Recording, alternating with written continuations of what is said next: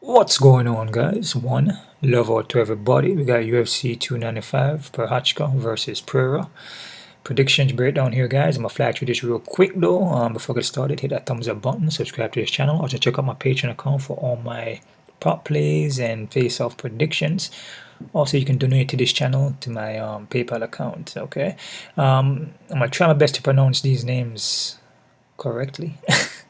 13 fights in the card is actually a pay-per-view card in New York, and it's a pretty good Madison Square Garden. It's a pretty good card, man. A lot of good matchups on this card, a lot of good fights, especially the Matt Vivola and the Bennett Dennis. That's gonna be a good fight right there. Dern and Jessica, good fight too. Aspinall and Sergey, good fight, and Prochazka and Alex, good fight, man. And a lot of the lower cards here and the prelims are pretty good too. Let's jump in this real quick here, guys. Knock this out. We got Dennis Borshchev versus Jamall Emmers. Told you I'm gonna be pronouncing these names right. Here we go. Dennis here, man. Dennis wants to box, but more kind of wild with his punches.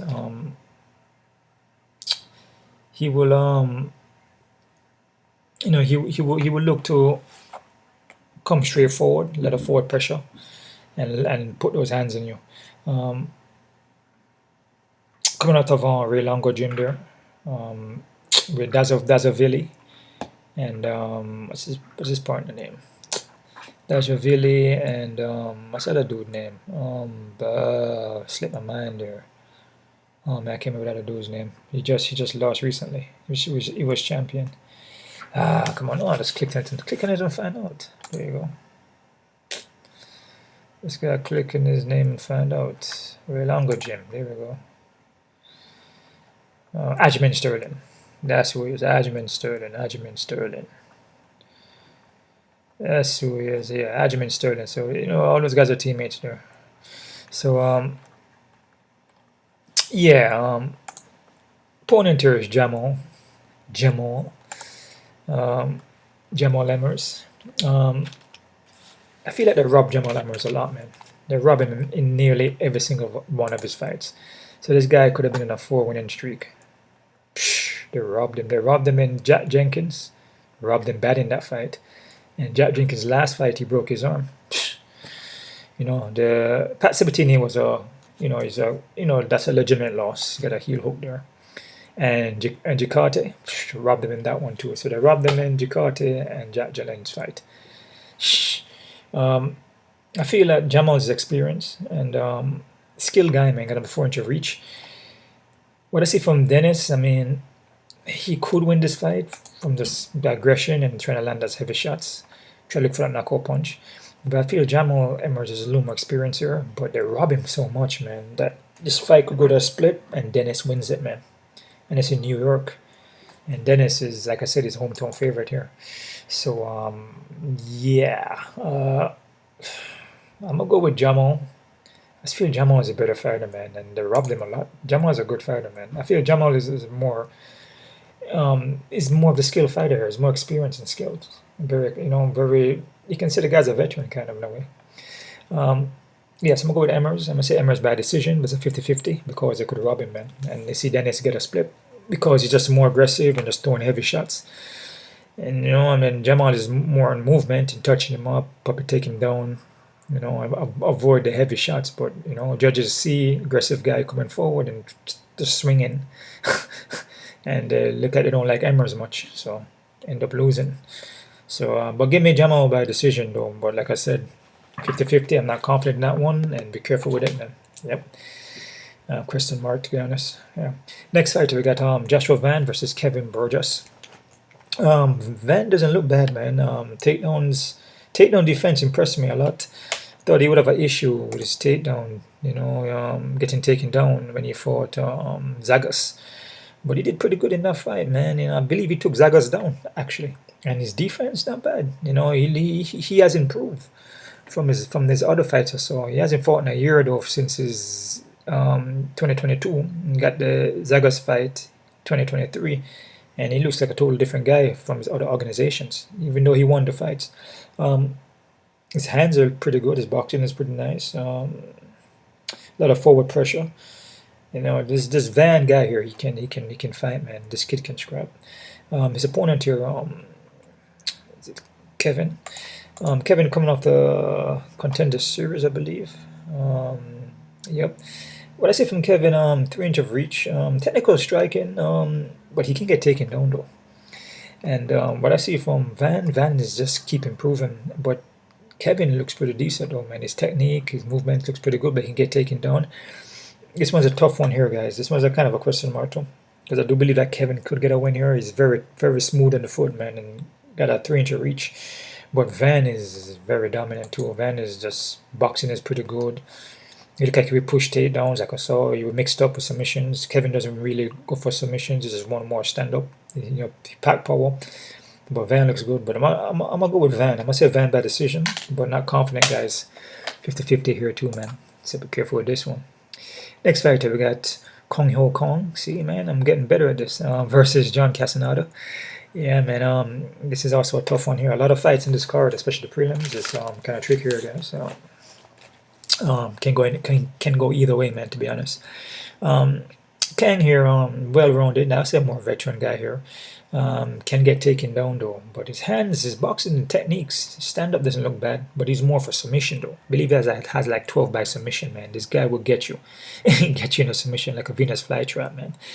His opponent here, John Castañeda though, very forward pressure guy too, but he would gas out though, and doesn't like when he gets pressured. You know, he likes to, you know, do the beating, but when you start pushing on him and trying to go forward, he doesn't like that. He break under pressure. This is a tough one here, man. John Castañeda is more of a grindy wrestler with power punching.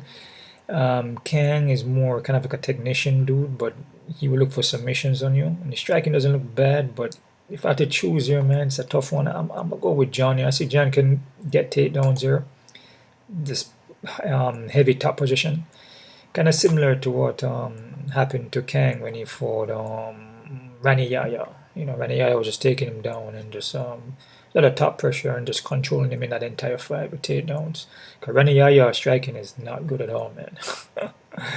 And John has better striking, in my opinion. I'm going to go with John Castañeda here. I'm going to say John Castañeda by decision, guys, but this is 50-50 for me too. But like I said, Kang is not bad in the foot. I feel Kang striking is probably a little better than John. But ground could be even. But I'm going to say John, decision, not confident. Next fighter, we got Gerard Gordon versus Mark Madison. Gordon's a veteran dude, man.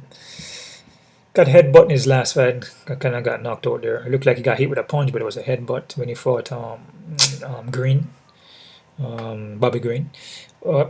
This fight here, though, man, Gordon is good everywhere, but Mark, you know, Gordon can get kind of slow at the movement at times. But Mark Madison, man, he's quick out the gate. You know, first round is good, quick out the gate, but man, he fades, man, and his thing is mostly his wrestling. You know, grindy wrestler, top pressure, grind. But what I see from him from Grant Dawson didn't look good in that fight. But again, it's against Grant Dawson though. So, I mean, which Grant Dawson lost to Bobby Green. But I just feel like, I don't know, I feel Gordon can get a win here, man. I mean, with Mark, yeah, he throws some punches in the first round. But after that, if you keep putting pressure on him and, you know, just go forward and avoid his takedowns, he's in trouble. Because he's just mainly really a wrestler. He wants to grind takedown. I'm going to go with Gordon here. I'm going to say Gordon by decision. But it's a 50-50 for me, though. All right. Next fighter, we got Nazim Sadykhov versus Viacheslav Borshchev. See, guys? I'm getting better, man. Look at that. Perfect pronunciation. My pronunciation is perfect. Here we go, man. Nazim here. Nazim is a power striker, man. This guy is pack of raw power, man. Doesn't really look like he wants to push mostly ground, but he may look for the submission. I believe he may have one or two by submission. I could be wrong. But mostly he just wants to stand up and strike. But we know about Makhachev though, man. Makhachev is a pretty good fighter, man. And both of these guys is going to want to strike. So this is a good matchup. Makhachev is a very technical striker. Coming out of Team Alpha Male. And he's been working his takedown defense. And we saw that against when he fought Machete. You know, he takedown defense. You know, I believe Machete went for a takedown a couple times and he sprawled on him.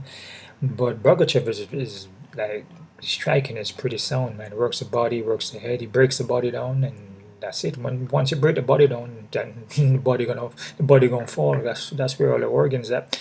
Even though your head is where your brain at too, but you know, you get a couple hits to the head, it's not good. But when you work the body, hit the liver, and those things, and just work the spleen and work the ribs and everything like that, you kind of break that body down. Body will crumble, man. Kind of like similar to when you do the calf kicks and kind of break the legs down too. You know, because the legs take you around. You have no legs, can't fight, right? You can't bounce around on your foot. But I'm liking Makhachev here, man. I just feel like what I see from Nazim is against when he fought Nazim fought we fought last fight here when he fought Terrence McKinney. I mean, you know, Terrence McKinney always guesses out in this fight, and if Terrence McKinney can't finish you, you know, then he may get in trouble. But I see from Evan Elder, you know, he just didn't look too good in that fight, man. And I believe Evan Elder could have won that fight if he didn't get caught.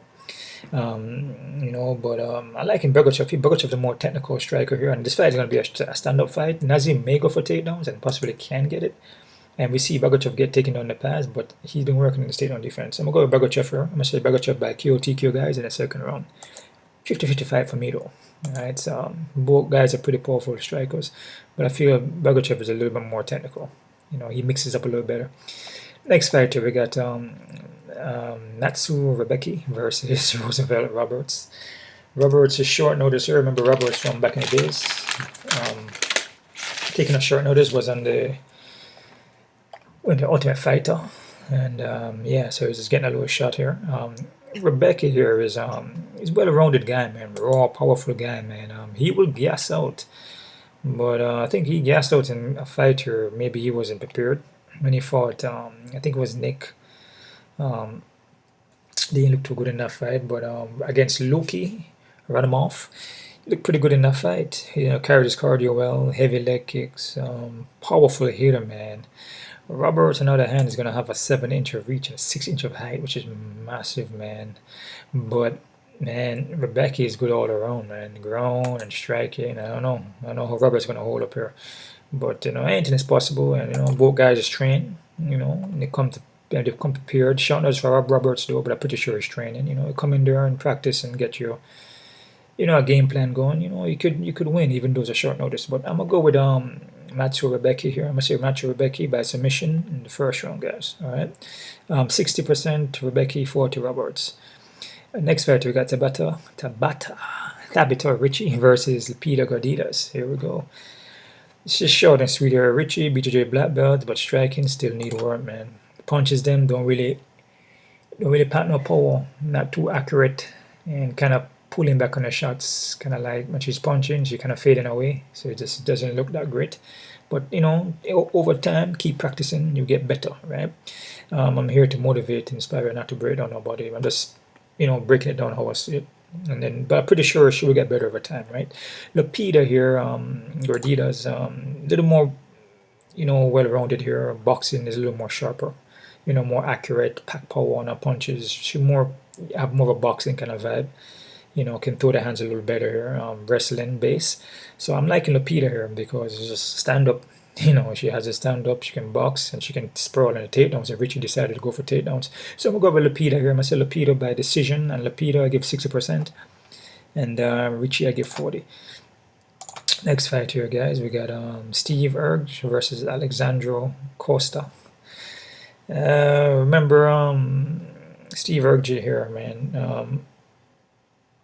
You know, he has some tools on him there, man. I mean, this guy here, we're expecting him to lose against David Dorax here, you know.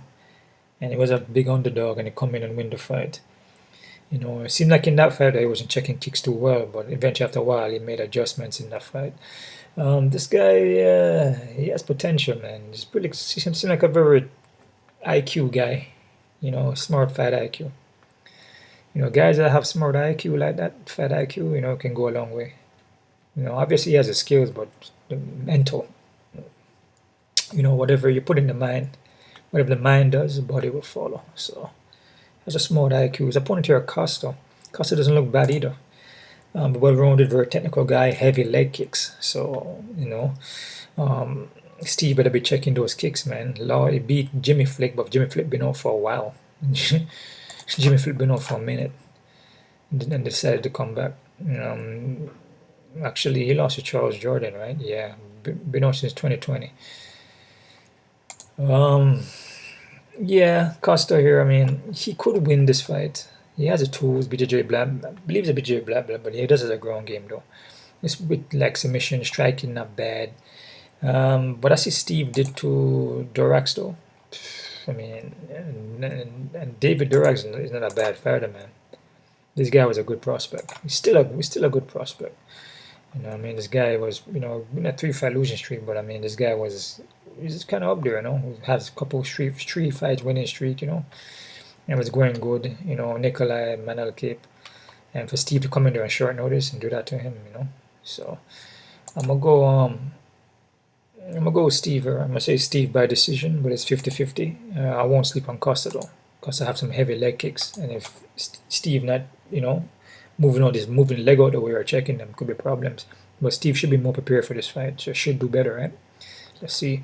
Next fight we got Pat Sabatini versus Diego Lopez. This is a good matchup here, man, and a dangerous one too. Pat Sabatini is a very experienced veteran guy, skilled, well-rounded BJJ, and Diego Lopez BJJ too. You know, very skilled guy, especially off his back. Can get taken down though, but he doesn't mind if he get taken down because he wants to friggin' heel OQ and go for knee bars and arm bars and everything, triangle everything. His punches though probably pack more power on his punches, a little more heavier striker here, but he can get taken down though, and he doesn't mind being on his back, which may not be good in this fight because Pat is good on the ground, and Pat top position is pretty good, man. But Pat could go for takedown and get his neck caught. But Pat never been submitted, and Lopez has never been submitted either. This is a 50-50 fight here, guys, in my book.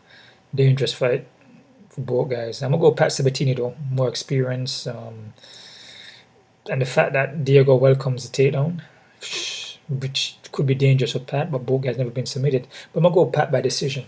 I'm gonna say, yeah, Pat by decision is a 50-50, guys. All right. Next fight we got Matt Favola versus Benoît Dennis. This is a good fight here, man. What I see from Favola, he has been improving, man. He made some changes here, and you know, from off his last losses there against even against McKinney, you know, Terrence McKinney there, and this mouse, okay, you know, Terrence McKinney, Arman Charukin, you know, two losses in a row, and he came back, and General Valdez and Atam Azatar and Judo, but 3 fights winning in a row. So, but Dennis here, man, what I see from Dennis is pretty impressive, dude.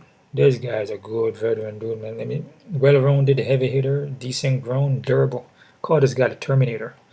This guy is pretty impressive, man. What he did to Thiago Moss is pretty impressive, man. Islam Bonfim, even though the other Bonfim brother has lost too. Remember, like he said, the Bonfim brothers, and both of the brothers lost now, man, back to back.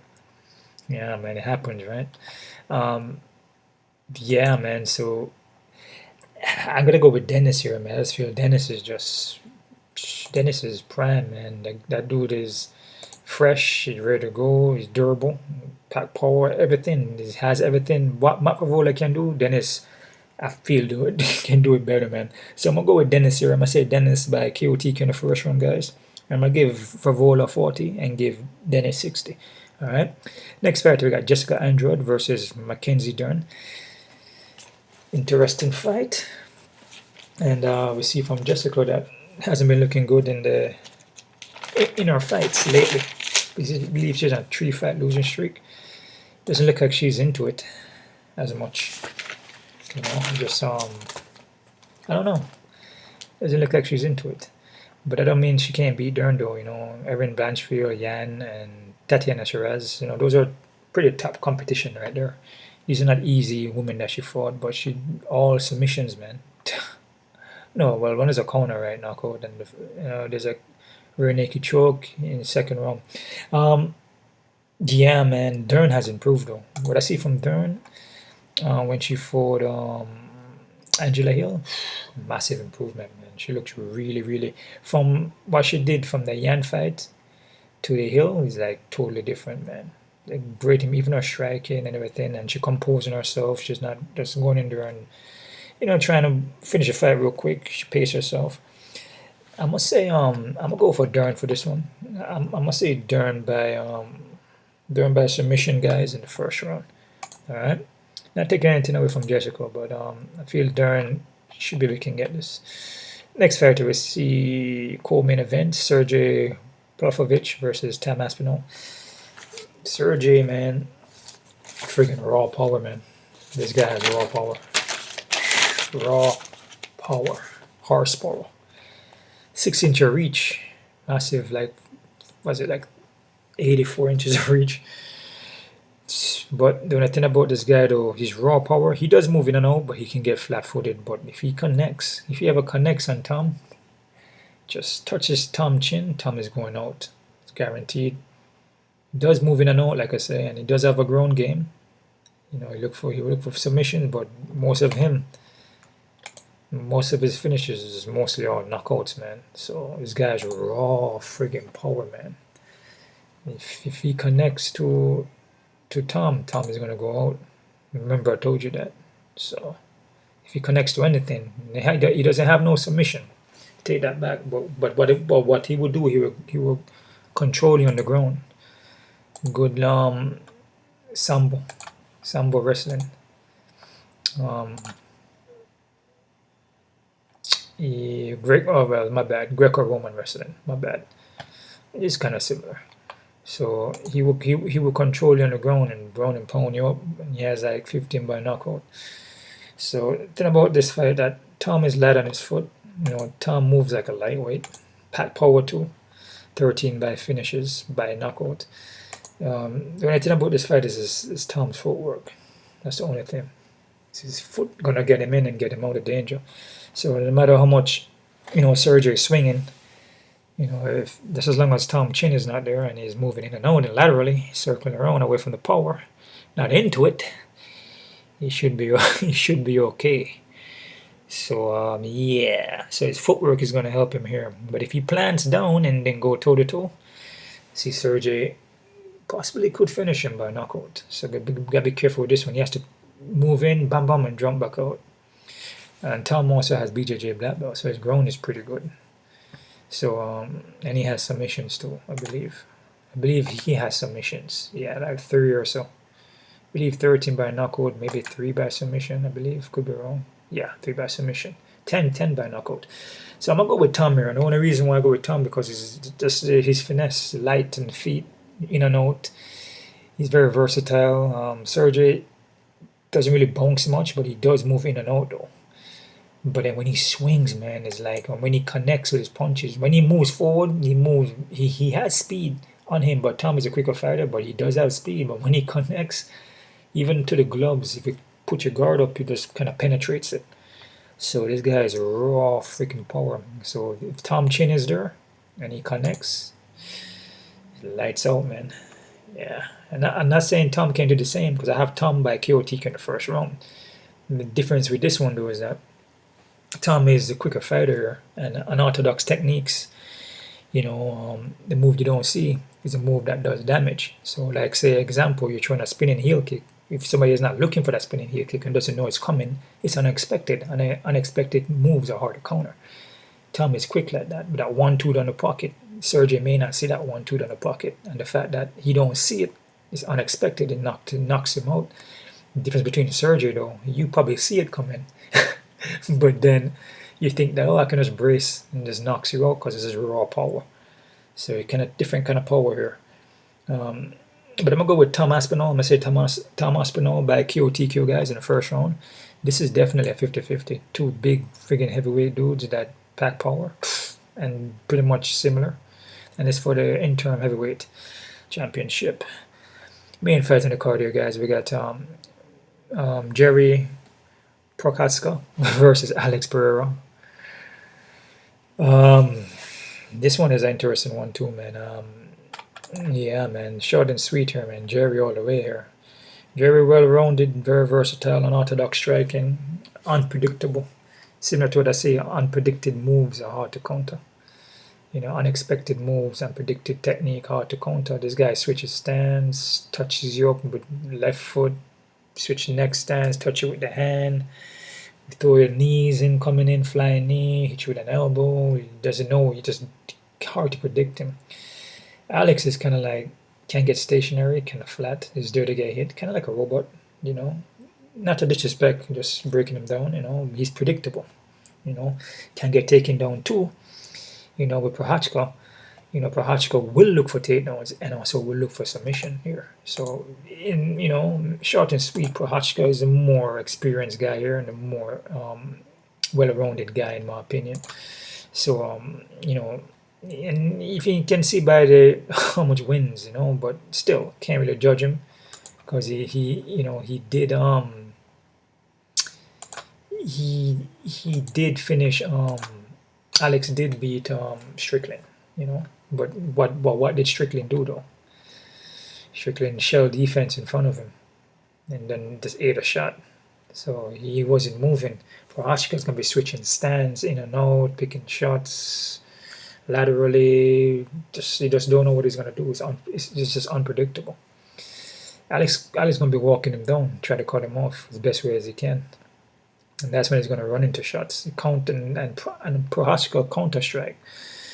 Like I said, you know, Alex beat Israel Adesanya and beat Sean Strickland, and these guys, you know, they have good records. So, you know, not taking anything away from Alex. You know, even though he's 8-2, you know, still a deadly guy because of kickboxing. You know, have over a lot of kickboxing matches. You know, so a ton of kickboxing matches. Guy's experienced, man. But I feel Prochazka should win this fight. You know, so I'm gonna go with Prochazka by KO TKO in the first round, but don't get it twisted though. If Alex catches Prochazka, you know, he could knock him out. So don't ever, you know, underestimate your opponent. You know what I mean? Because, you know, Prochazka been knocked out twice, so it's a possibility. And in some fights, he do get dazed and hurt, you know, wobbly. So this is 50. No, actually, I have Prochazka 60% here, and I have Alex 40. But and Prochazka also is coming off of a shoulder injury, so I haven't seen him in a little while. You know, so be careful with this one here, guys. But I'm gonna go with Prochazka by KO TKO first round, and be careful with this one. Quick look at the odds here, guys. So we're working with some crazy odds there. Sometimes, you know, I can't wait to see the odds, man, to see what kind of nonsense they have. Trying to make some sense out of it, man. Crazy odds. Yeah, man. Crazy odds, man. Where is the odds for this card? That's the question. They ain't got the odds up for this. Oh, here we go. Oh, they had it for John because John Jones put a fight Stipe. Damn, okay. Castañeda. Okay, Castañeda is favorite. This fighter is an even fight for me, guys. So yeah, it's not so far off. It's close to even anyway. But John is a little bit of favorite. Gerard Gordon, 200 and something. I don't really disagree because, like I said, from Mark, it's more wrestling. And if he can't get that takedown, and he may throw some punches in the beginning, but he gas out. I believe Gordon can take that, you know, take him long distance, drown him, in my opinion. You know, but again, Gordon can get hurt in the foot though, so be careful. Get knocked down, man. So be careful with this though still, but Gordon should win it though. Nazim and Makhachev. They got Nazim as favorite. Interesting. I think Nazim is hometown favorite too. I think he is. Coming up a very longer, right? Yep. Oh yeah. What I see from Nazim striking compared to Makhachev, and it's going to be a stand-up. Even though he could push the ground, you know, he would push takedowns. People probably looking at this as he's going to just grind them out. It's a possibility. I'm liking Makhachev though, but we see what happened though. Yeah, close fight though. I still say it's even. Rebecca and Roberts. Rebecca 700, damn is high. But I can see why though. Robert short notice, hasn't been in the UFC, was just coming off of the trying to get back into Ultimate Fighter show, and you know, it's a short notice for him. And Rebecca is good all around, man. She's good all the way around. You know, and but Robert's got a hide and reach though, so be careful of that. Height reach could play a factor. So when you see guys like 700 like this, even though they're supposed to win, be careful. Loopy and Richie. Loopy 185. I don't see nothing wrong with this. I feel Loopy should win this fight. Costa and Steven. The high-end Steven, no, because he won his last fight against Dorax. To me, this is an even fight, guys.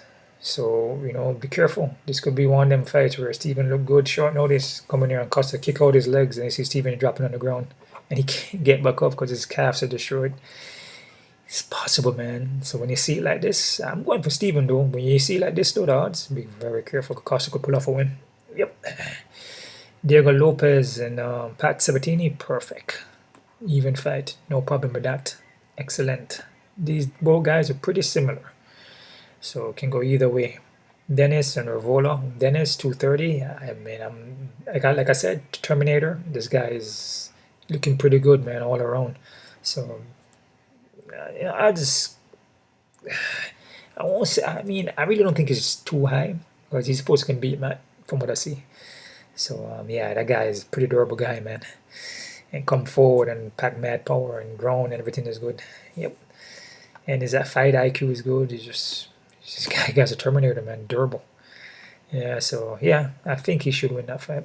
Dern and Android. Dern at 218. I feel Dern could get a win here. Should be able to. She should be able to get this fight to the ground and get a submission. Her striking has improved. And what I see from Jessica, she still hasn't been looking good, even though her competitions, last 3 competitions were tough. Still be careful though.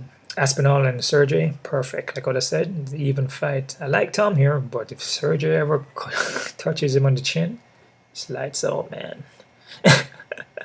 We take one shot, man, lights out. Even.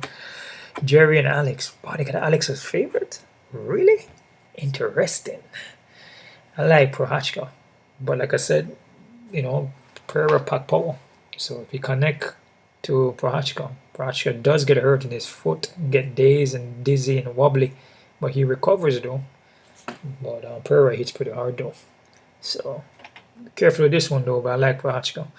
The odds on this card wasn't that bad, guys. It wasn't that crazy after all.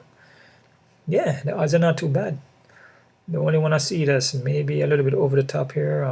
Let's see if I see it that's really over the top. Maybe the Steven fight.